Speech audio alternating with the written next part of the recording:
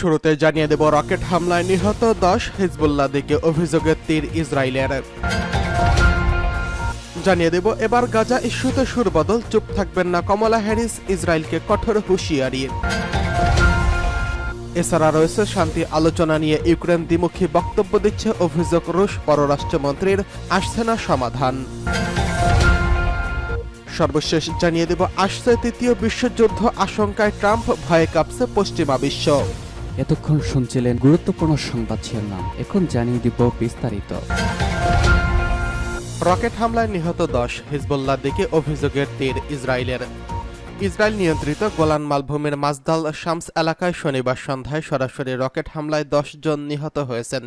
এলাকাটি দ্রুজ সম্প্রদায় অধ্যুষিত।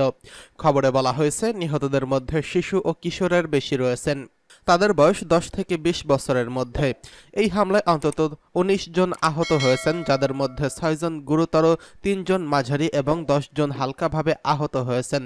ইসরায়েলের জরুরি পরিষেবা ম্যাগেন ডেভিড অ্যাডাম এবং ইসরায়েলি সেনাবাহিনীর হেলিকপ্টার দল আহতদের হাসপাতালে নিয়ে যায়। রকেটটি একটি ফুটবল মাঠে আঘাত হেনেছে। আইডিএফ এর পরিস্থিতি মূল্যায়ন ও গোয়েন্দা তথ্য অনুযায়ী এই রকেট হামলায় হিজবুল্লাহ চালিয়েছে। যদিও হিজবুল্লাহ শীর্ষস্থানীয় কর্মকর্তা মোহাম্মদ আফিফ রকেট হামলার দায় অস্বীকার করেছেন। তবে আইডিএফ এর মুখপাত্র ড্যানিয়েল হাগারি বলেছেন হিজবুল্লাহ মিথ্যা বলছে। এমডিএ জানিয়েছে হামলার পরপরই প্রায় 100 ডোজ রক্ত এবং রক্ত উৎপাদন হাসপাতালে সরবরাহ করা হয়েছে এবং জনগণকে সাপ্তাহিক রক্তদান করার জন্য অনুরোধ করা হয়েছে। ঘটনাস্থলে পৌঁছে সিনিয়র এমডি চিকিৎসক ইদান আবশালোম বলেন, ফুটবল মাঠে পৌঁছে আমরা ধ্বংসাবশেষ এবং আগুনে পোড়া জিনিস দেখতে পাই। ভুক্তভোগীরা ঘাসে শুয়েছিল এবং দৃশ্যটি ছিল খুবই কঠিন। আমরা দ্রুত আহতদের চিকিৎসা শুরু করি এবং তাদের স্থানীয় ক্লিনিকে পাঠাই। ইসরায়েল সমানুপাতিক পাল্টা হামলার হুঁশিয়ারি দিয়েছে। এদিকে গাজা ইস্যুতে সুরবদল, চুপ থাকবেন না কমলা হ্যারিস, ইসরায়েলকে কঠোর হুঁশিয়ারি। বর্তমান মার্কিন ভাইস প্রেসিডেন্ট কমলা হ্যারিস বলেছেন, ইসরায়েলি যুদ্ধের কারণে ফিলিস্তিনিরা যে দুর্ভোগ পোহাচ্ছে সে বিষয়ে তিনি চুপ থাকবেন না। আসন্ন মার্কিন প্রেসিডেন্ট নির্বাচনে ডেমোক্র্যাটদের হয়ে প্রতিদ্বন্দ্বিতা করতে যাওয়া কমলার এই কথাকে অনেকেই মুসলিম ভোটারদের সন্তুষ্ট করার পন্থা হিসেবে দেখছেন। যদিও মার্কিন অধিকার কর্মীরা বলেছেন কমলার কাছ থেকে শুধু সহানুভূতিমূলক কথা শুনতে চান না, তারা চান নির্দিষ্ট প্রতিশ্রুতি। কমলা হ্যারিস বৃহস্পতিবার ইসরায়েলের প্রধানমন্ত্রী বেঞ্জামিন নেতানিয়াহুর সঙ্গে সাক্ষাৎ করেছেন।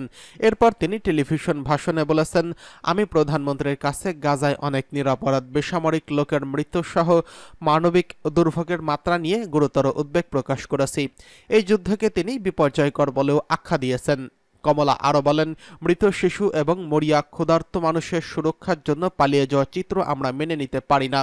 তাদের অনেকবার এবং বহুবারই বাস্তুচ্যুত করা হয়েছে।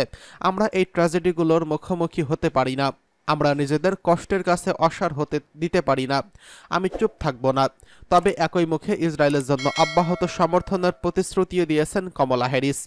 মার্কিন অধিকার কর্মীরা বলেছেন, গত অক্টোবরে গাজা যুদ্ধ শুরু হওয়ার পর থেকে ইসরায়েলকে নিঃশর্ত সামরিক ও কূটনৈতিক সমর্থন দিয়ে আসছে বাইডেন সরকার।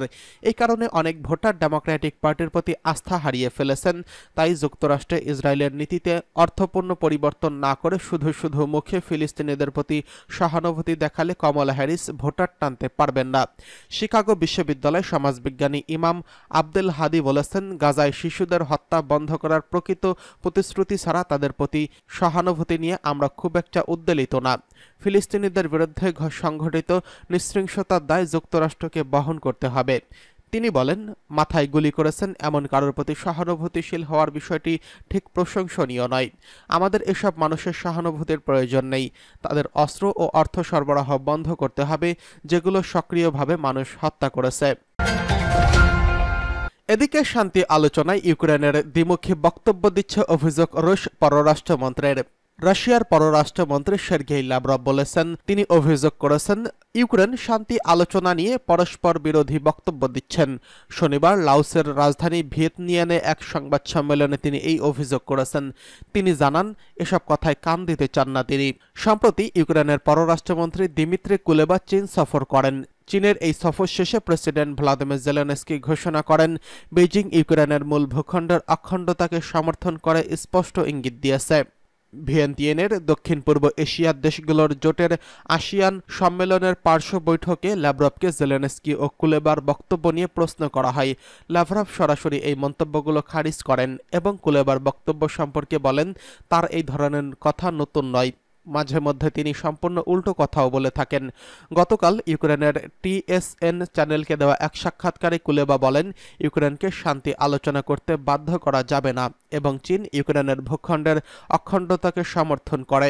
লাওসের রাজধানী চীনা পররাষ্ট্রমন্ত্রী ওয়াং ইর সঙ্গে বৈঠক নিয়ে ল্যাভরভ জানান, কুলেবা বেইজিং সফর নিয়ে তার সঙ্গে আলোচনা হয়েছে। এতে তিনি বুঝতে পেরেছেন যে রাশিয়ার সম্পর্কে চীনের অবস্থান অপরিবর্তিত।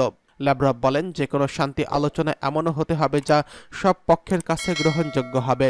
গত জুন মাসে সুইজারল্যান্ডে অনুষ্ঠিত ইউক্রেনের শান্তি প্রতিষ্ঠার আন্তর্জাতিক সম্মেলনে রাশিয়াকে আমন্ত্রণ জানানো হয়নি। চীনকে আমন্ত্রণ জানানো হলেও তারা অংশ নেয়নি। ইউক্রেন আবারও শান্তি আলোচনার প্রস্তুতি নিচ্ছে এবং জেলেনস্কি এই মাসে বলেন যে রাশিয়ারও এতে অংশ নেওয়া উচিত। এদিকে এবার তৃতীয় বিশ্বযুদ্ধের আশঙ্কা করছেন ডোনাল্ড ট্রাম্প। মার্কিন প্রেসিডেন্ট নির্বাচনকে ঘিরে তৃতীয় বিশ্বযুদ্ধের আশঙ্কা করছেন সাবেক মার্কিন প্রেসিডেন্ট ডোনাল্ড ট্রাম্প। তিনি বলেছেন, আসন্ন নির্বাচনে তিনি না জিতলে মধ্যপ্রাচ্যে আরও বড় ধরনের যুদ্ধ লেগে যাবে, এমনকি তৃতীয় বিশ্বযুদ্ধ শুরু হয়ে যেতে পারে। ডোনাল্ড ট্রাম্প বলেন, পরিস্থিতি এমন এক পর্যায়ে এসে দাঁড়িয়েছে, আপনারা সবাই তৃতীয় বিশ্বযুদ্ধের দ্বারপ্রান্তে দাঁড়িয়ে আছেন। একদল অযোগ্য লোক আমাদের দেশ পরিচালনা করছে। ইসরায়েলি সংবাদ মাধ্যম টাইমস অফ ইসরায়েল জানিয়েছে, শুক্রবার ফ্লোরিডায় নিজ বাসভবনে ইসরায়েলি প্রধানমন্ত্রী বেঞ্জামিন নেতানিয়াহুর সঙ্গে বৈঠক করেন ডোনাল্ড ট্রাম্প। এ সময় তিনি বলেন, আমি যে কোনো মার্কিন প্রেসিডেন্টের চেয়ে ইসরায়েলিদের প্রতি সবসময় ইতিবাচক ছিলাম। তিনি বলেন, বাইডেন প্রশাসন ইরান ইস্যুতে কিছুই করেনি। এটি দুঃখজনক হলেও সত্যি। আমরা ইরানের পারমাণবিক চুক্তি থেকে বের হয়েও এসেছিলাম, যা অসাধারণ একটি কাজ ছিল। আমার করা সবচেয়ে সেরা কাজ ছিল এটি। তবে বাইডেন প্রশাসন এই ইস্যুতে কিছুই করেননি। ট্রাম্প বলেন, আমরা ইরানের সঙ্গে একটি চুক্তি করতে পারলে সেটি সবার জন্য ভালো হতো, এমনকি ইরানের জন্য ভালো হতো হয়তো। এটি মধ্যপ্রাচ্যকে রক্ষা করতে পারে। এ সময় তিনি কমলা হ্যারিসকে বাইডেনের চেয়েও খারাপ বলে সমালোচনা করেন। সাবেক এই মার্কিন প্রেসিডেন্ট বলেন, তিনি নির্বাচিত না হলে মধ্যপ্রাচ্যকে কেন্দ্র করে তৃতীয় বিশ্বযুদ্ধ শুরু হয়ে যাবে। ট্রাম্প বলেন, আমরা যদি জিতি তাহলে বিষয়টি খুব সহজ হবে, কিন্তু আমরা যদি না জিতি তাহলে আপনারা মধ্যপ্রাচ্যে একটি বড় ধরনের যুদ্ধে জড়িয়ে পড়বেন, এমনকি এটি তৃতীয় বিশ্বযুদ্ধও শুরু হতে পারে। ডোনাল্ড ট্রাম্প আরও বলেন, পরিস্থিতি এমন এক পর্যায়ে এসে দাঁড়িয়েছে যে আপনারা সবাই তৃতীয় বিশ্বযুদ্ধের দ্বারপ্রান্তে দাঁড়িয়ে আছেন। একদল অযোগ্য লোক আমাদের দেশ পরিচালনা করছে। ইসরায়েলি সংবাদ মাধ্যম টাইমস অফ ইসরায়েল জানিয়েছে, শুক্রবার ফ্লোরিডার নিজ বাসভবনে ইসরায়েলি প্রধানমন্ত্রী বেঞ্জামিন নেতানিয়াহুর সঙ্গে বৈঠক করেন ডোনাল্ড ট্রাম্প। এ সময় তিনি বলেন, আমি যে কোনো মার্কিন প্রেসিডেন্টের চেয়ে ইসরায়েলের প্রতি সবসময় ইতিবাচক ছিলাম।